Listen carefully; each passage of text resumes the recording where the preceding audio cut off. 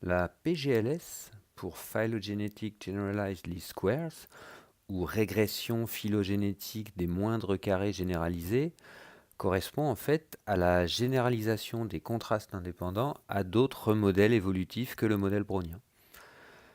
C'est actuellement sans doute la méthode la plus utilisée et elle inclut la méthode des contrastes si on l'utilise avec un modèle brownien.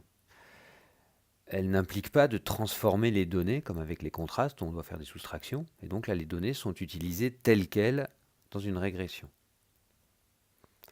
Alors, dans une régression linéaire simple classique, donc par les moindres carrés, le terme d'erreur, donc les résidus de la régression, ils doivent avoir une distribution normale et des variances homogènes. Ici, à cause de la non-indépendance des données dues à la phylogénie, ce n'est pas le cas. Et la structure du terme d'erreur est prise en compte à travers la matrice de variance-covariance, ce qui permet donc de prendre en compte la phylogénie dans le calcul et le test des paramètres de la régression. On peut moduler cette matrice pour qu'elle corresponde à un modèle brownien ou à un modèle OU en ajoutant les paramètres correspondants comme un paramètre de contrainte. Comme toutes les données peuvent être considérées et pas par exemple seulement la moyenne pour chaque espèce, la PGLS permet la prise en compte de la variation intraspécifique du ou des traits phénotypiques considérés.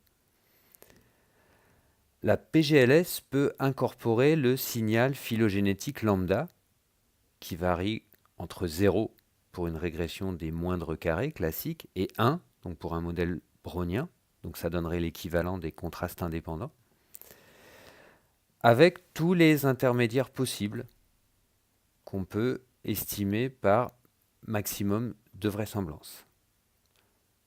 On peut comparer des régressions avec différentes valeurs de lambda par maximum de vraisemblance.